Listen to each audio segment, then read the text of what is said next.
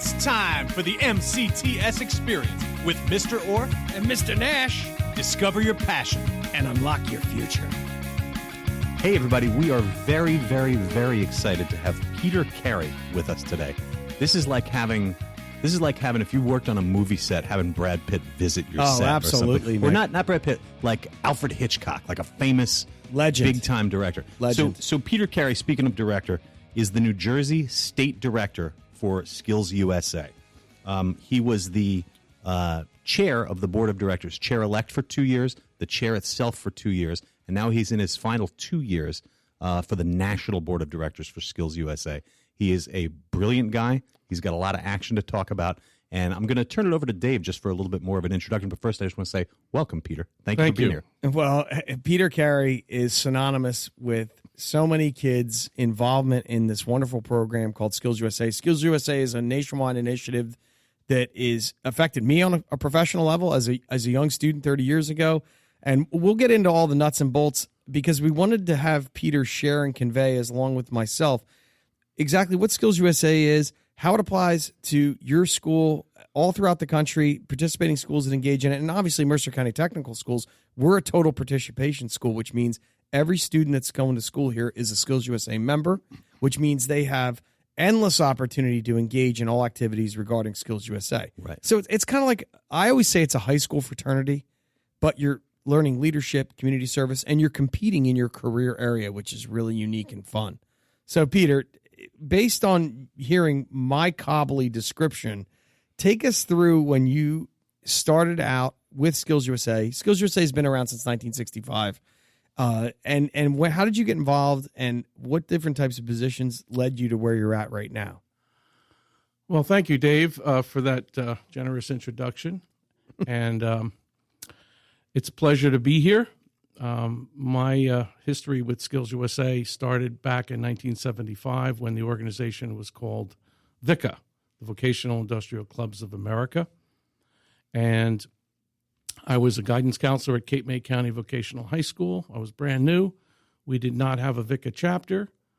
And I was approached by an advisor from a neighboring school, Cumberland Tech, and they said, we would like to come down and bring some of our officers to talk to your kids and see if you'd be interested in starting a chapter.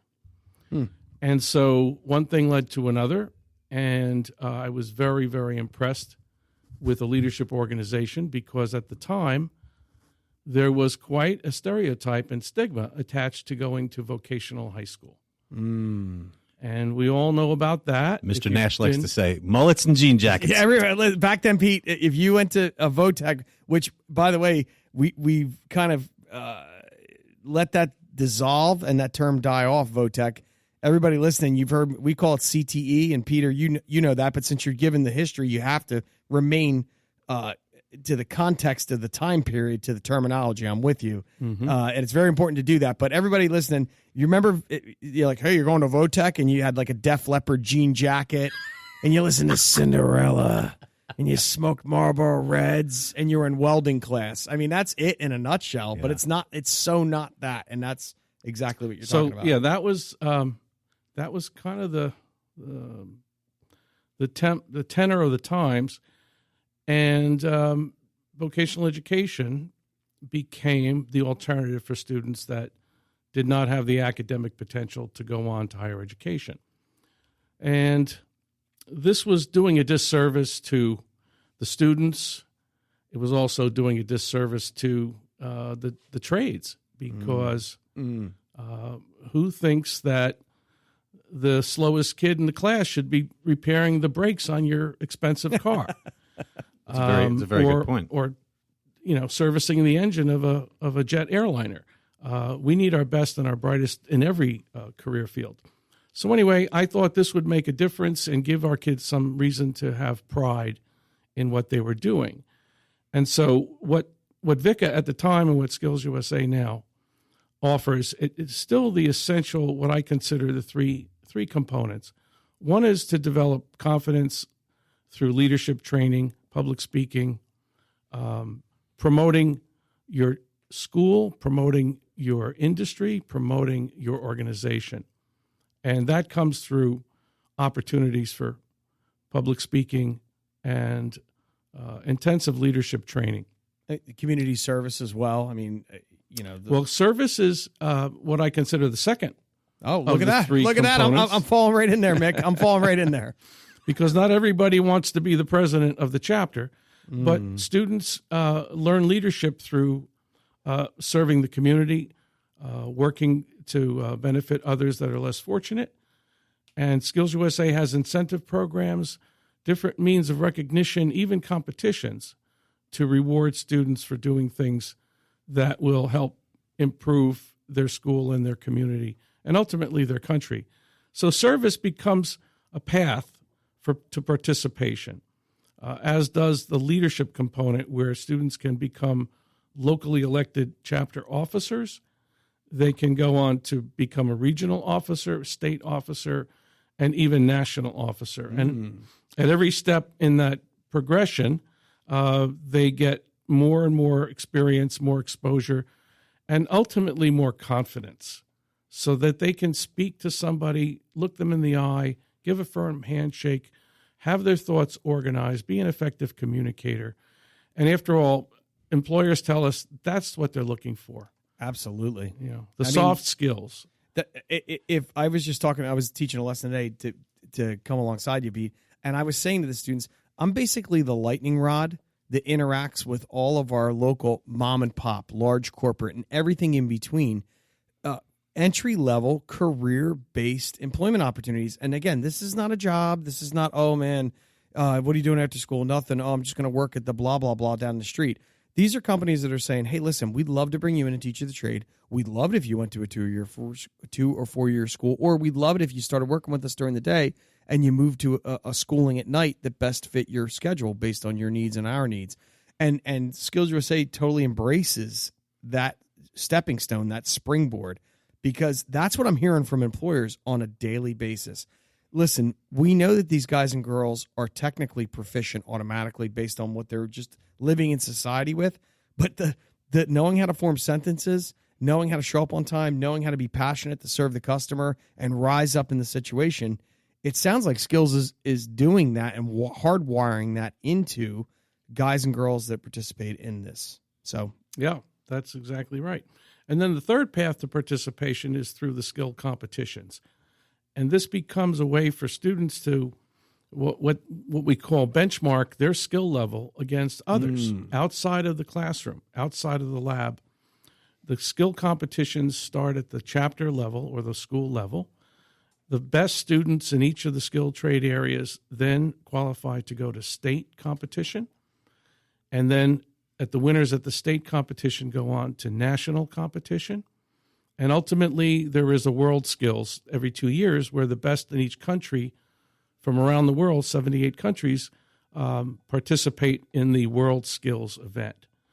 So wow, students that pursue that path have a chance to meet employers, meet executives, network, build a resume for themselves. And it opens doors left and right. So participation is not just for the gold medal. It inspires students to strive for excellence. It motivates teachers who want to see their students become successful. And the beauty of it is the competitions and the scoring standards, or what we call rubrics, are developed by leaders in business and industry. So this becomes a third party that's validating the training that the instructor is providing at the school level. And so it's not... And hearing you say this, I just feel the need, because if I'm a parent listening or I'm a student listening, or maybe, I'm a staff member of a school that doesn't necessarily have SkillsUSA wired into it, we're not just talking about wood shop and welding and auto mechanics. You're talking about medical math terminology. You're talking about STEM, robotics. I mean, I'm just thinking of contests off the top of my head that we participate in here at Mercer, and not every school's got to participate in every contest, but it's kind of like a buffet of 115 contests, and it's up to the school to take a look at which ones they want to be involved with. Obviously, if you have an instructor teaching the subject matter, but like something like graphic arts could have photography, commercial art, web design, T-shirt design, They have a state pin design contest. I mean, off the top of my head, I just named 5 contests that an instructor can get involved with. Now, does every instructor have to get involved with 5 contests? No, absolutely not. But a senior instructor who really knows how to incorporate not only the contest, but just the skill set can advise a student to participate. I taught auto shop, you guys know that, 10 years. Probably about 3 times during my career in the classroom of 10 years, I had 3 students that over different time periods that were really passionate about motorcycles, street motorcycles and off-road motorcycles. I trained them. We run a motorcycle program, but that student stayed after school with me, and I trained a student to participate in the motorcycle contest. Oh, my gosh. It's great. So it's not what sometimes people think a CTE program is. There's so much more to these areas of participation. But let me say, the difference between 1975 and today in terms of the objectives of vocational or CTE, career and technical education, the objectives have changed because technology has impacted everything we do. And so students learning a single set of skills around a traditional occupation, like an auto mechanic, it used to be a pretty straightforward job. Sure. You opened up the hood, you replaced the carburetor, you tuned up the engine, but everything was in front of you. Now, everything is done online, everything is digital. Students have to understand how to navigate the internet, how to download, upload, interpret statistical reports, all of the testing, all of the calibration, all of the technical elements require a student who's not done learning. And the biggest change in our society is that learning has to be continuous because the rapid pace of change. And one of the things that we like to say in SkillsUSA is that we prepare you to be a lifelong learner. And that is a new world. But if you go through high school and that becomes your reality, you're prepared for the next step. And so in some ways, SkillsUSA is the first professional association or trade association a student will enter in their career field. They, just as a student can become a local chapter president, can be involved in fundraising, could be involved in public relations, could be involved in community service project. All of those things typically take place within trade and technical associations. Learning parliamentary procedure so they can participate in a leadership capacity on a board of directors.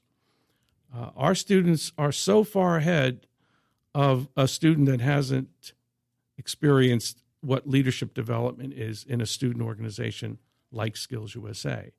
It's like you've heard me say this a million times, and anybody who hasn't, you're going to hear it now. It's leaving Teenage Island. Teenage Island doesn't necessarily have, I need a motion, I need a second on this motion. But yet, when you engage as a support of your son or daughter's Little League team, there's a president, vice president, secretary, treasurer, etc. So SkillsUSA is weaving this into students prior to graduating high school, prior to college, prior to trade school, prior to military, prior to career-based employment with upward mobility. So they're lifting the veil off of just being focused on that teenage component of succeeding in high school and obtaining the maximum academic performance they can. And I'm not mocking that. No, of course. But life isn't just one dimension, and we're showing this through this organization. So it's great. And to go back to what Peter was saying about a lifelong learner, I love that, because in a career, if you're going to have a career, if you're going to work at something for a long time, you must always be sharpening your skills and learning more about it and improving yourself. You never really spike the ball and do your little touchdown dance and say, I got this, I'm done. Technologies change, those industries change. You got to keep up with those things. I think the concept, exactly, Mick. I think that everybody in their family right now can think back to an aunt, uncle, brother, relative who graduated high school and got a job at fill in the blank, blue collar, white collar, anything. And they did that for 30 or 40 years and they retired. That does not happen. We're in a world market. It's the technology. It's the different economy. It's the fact that there used to be 4 people doing your job. Now there's 1. And if you don't know how to be liquid and how to attack, and again, that comes in increments with life experience, and you can't thrust that onto an emerging adult. You can't, and I refuse to say the word kid. I refuse to say the word teenager, because our guys and girls are emerging adults, and Skills USA awakens them to that. Like, you walk out onto a fundraiser and you're interacting with hundreds of people, you have to do your preparation, your due diligence. And it's great because it's not an adult standing in front of a room pounding their chest. This is what it's like in the real world. They're executing things that they're going to do through their whole life. So, you know, it's so great for us to see them tread from the low end to the deep end. And Skills USA is almost like the swimmies, if you would, on the kids' arms. So it's neat. It's fun. And you're helping create those people that are going to have a long career. You know, when you have that student, that person, that young adult, Dave, that has the confidence and the leadership and the soft skills, plus the technical skills, plus they're doing it for the right reasons, where your service component comes in. That's the person who's going to go the furthest. That's the person who's going to be the most successful. Peter, I got to ask you. So hearing Mick say that just ignited something. If you could quantify how many times since 1975 you've seen a guy or girl, whether it's in the district you worked in, which, you know, you moved from Cape May to Somerset, and we'll get to that, to where a guy or girl may have been a quote-unquote wallflower, somebody that wasn't really passionate about school or a subject, and they signed up for a CTE program. They're like, I'm good at this. And then all of a sudden, here comes Skills USA, an opportunity. And that is like the gasoline dumped on the fire. How many times have you seen it? I mean, seriously, can you put a number to it? Because I know I'm going to throw a dart at the wall. I'm not going to say the number, but I got the number in my head of what you're going to say. Well, I've never really studied that specifically, but I know that I've seen it in the schools I've worked in every year, at least a dozen kids who are transformed. Any advisor I've spoken to over the years, and that's hundreds and hundreds of advisors. If you just say, you know, tell me about a student who's been impacted by Skills USA, they usually say, where do you want me to start? Producer Nick is raising his hand in studio. MacGyver's raising his hand. So we do like to think that we do impact lives in a very deep, meaningful way. And I think at the root of it, and what drew me to Skills when I was a young guidance counselor, I saw this as an opportunity for students to gain self-esteem about who they are, what they're doing. So important. And to belong, to affiliate, to identify with an organization that has positive values and talks about pride and talks about the dignity of all work. It doesn't matter what you do. You can be great at any level. If you are professional, if you take pride, you'll be rewarded, you'll be honored. And we all know that. It's something you learn through life, but high school students haven't lived long enough to learn it. And so we give them, I think, an opportunity to really get a head start, especially on their peers that are not sure what they want to do. They'll go to college because they're supposed to go. They will incur debt. They may finish college. The four-letter word. And they'll say, I'm not sure what I need to do. Maybe I should go to graduate school. Oh my goodness. And many times they'll end up in a vocational training program or a proprietary post-secondary technical school. And it's just taken them a longer amount of time to find out what it is, you know, that they need to do. Meanwhile, they've spent a fortune and they've lost out on all those years when they could be productive and climbing the ladder in their career field. So we say it's the best kept secret in the world because we still have a long way to go to create an awareness. We would like Skills USA to be as well known as the Boy Scouts of America because we're making a similar impact on character development. But because of the stigma, because of the bias toward higher education, we don't get that attention. And hopefully the success that we can boast about through our SkillsUSA activities at the local, state, regional, national levels will draw attention to what's available and give parents a different view of training opportunities for their students while they're in school. Yeah, what an accomplishment! What a great thing to be able to hang your hat on at the end of during a high school career, to say I was, participated in this, I went this far in SkillsUSA. Well, especially in this day and age, when you look at whether it's a simple high school resume or college application, people are looking for something that differentiates you from the masses. Yes. Everybody's got a PSAT class, and I'm not mocking the SAT. The SAT is a useful measuring tool of someone's intelligence. But, okay, that's awesome. You got a high SAT score. What did you do to go outside of yourself? What did you do to really find your passion? Because, look, a career boils down to 3 key points. What are you passionate about? What are you talented at? And what's the market going to pay the price for? Because a lot of times, students forget that third one, market value, and it's not fair to impose that on a high school student at such an early age. But SkillsUSA and CTE directly work hand in hand to expose the reality of the possibility.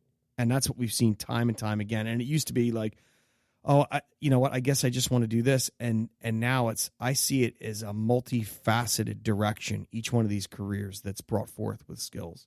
So yeah, well put. And Mercer County Vocational Technical Schools has special meaning for me because in 1975, this was the school that powerhouse, Pete, the dominant force that won more medals, that drown out all the other students at the awards ceremonies when it came to cheering for their school, that had officers in leadership positions. And there was an enlightenment here. They saw it. Richard Olszewski and Roscoe Dabney, 2 wonderful gentlemen who have they've impacted me passed, but they were instrumental as my mentors. And so what I try to do, and what others in my situation, we try to be the mentors to the next generation. So when we see a young advisor or a young instructor, I look back and say to myself, is that Pete Carey in 1975? What can I do for them that was done for me? And I was given opportunities because I affiliated with people like Roscoe, like Rich Olszewski, and others. And the network of professionals that you become involved in share your values. And so you do feel like it's a brotherhood, it's a fraternity, it's a shared platform, and there's nothing better. I've heard students that go to career, internship interviews, maybe even a simple after school job, and they hear that they come to a school, CTE school, and at some course during the job interview as it unfolds, it's, hey, are you belong to Skills? Were you part of VICA? I did that when I couldn't tell you when I taught auto shop how many times kids came back and be like, hey, this guy knows you, Mr. Nash. He says you guys did VICA together. So not only is it staff and professionals internally within the district, but it's obviously within your community. Just a couple more quick questions, Pete, and then I'm going to wrap it up because I know your time is valuable. But do you? This is a curiosity I'm asking from a layman's standpoint. Do you have to go to a technical school in order to participate in SkillsUSA? Not necessarily. The only requirement is that students are enrolled in a class or a course. It could be a semester, it could be a year, it could be more than that. But the course has to have a career objective. Okay. But it could be something as basic as computer programming or keyboarding. But typically, it's students that are majoring in a career field. And today, most of the comprehensive high schools do have career majors, or at least career exploratory programs. And so many of our chapters are not the traditional county vocational district, but that's where we started. That was the core. That's your bread and butter. Right. And now we've got over 70, 75 chapters. And the bulk of our participation, though, comes from the 21 county vocational schools. Gotcha. But then there's other schools like Elizabeth or Camden or Cherry Hill or whatever, and they might have Manalapan. I mean, they might have a graphic arts program. They might have a culinary program. And so we are getting much more participation across the board. And last question, where can people go to, do you have a website? Where can people go to learn more about SkillsUSA? Okay. At the national level, the most comprehensive website is at skillsusa.org. Okay. Very easy. At the state level, it's nj-skillsusa.org. Mm-hmm. And they can get in touch with me directly or Mr. Nash. Absolutely. Yeah. Absolutely. But just reach out. There's a really good video on YouTube, too, Pete. We show it. I just want to share that with people. In addition to going to these websites, you definitely want to do that. But there's like an overview film about SkillsUSA. It shows the National Leadership Conference, and it gives just a real quick snapshot of people engaging and enjoying and understanding. So, yeah, there's a great video with Mike Rowe on it too, who goes to that SkillsUSA competition. We saw him at National. You saw him there. Yeah, absolutely. Peter, I want to thank you so much for joining us. Thank you for having me. What a pleasure to have you here, Peter Carey. I can't say enough good things about SkillsUSA and all that you're doing for our students. We saw him on campus, and just like when a rare exotic animal escapes the zoo, yes, we wanted to capture him and share him with our MCTS family. I'm the unicorn. That's it. He's the You unicorn. are He the sure unicorn. is. He sure is, man. Excellent. It's incredible. Plus, you got MacGyver running the board. Perfect. He's money. It's a perfect day. Thank you so much, Peter Carey. You're welcome. Best of luck to everybody. We'll be back in just a moment. Hi, this is Latoya from the STEM Academy, and you're listening to the MCTS Experience. Hey, that wraps up this week's mini episode of the MCTS Experience. Want to remind you to follow us on Instagram and Twitter, like us on Facebook, and share all our information with all your friends out there. Check out our website at www.mcts.edu. Students, bring your friends on in. We want to meet them. And don't forget to listen to this podcast on Spotify, Google Play, and iTunes, and tell a friend about that too. We have admissions events coming up on October 23rd at the Cypex Center, 129 Bull Run Road. November 15th, the Assunpink Center, 1085 Old Trenton Road. And December 13th, back at the Cypex Center, 129 Bull Run Road. And finally, my thanks to Peter Carey, Dave the Rave Nash, Nick MacGyver Sikowski, and I'm Mick Orff, inviting you to join us again soon. Discover your passion, unlock your future.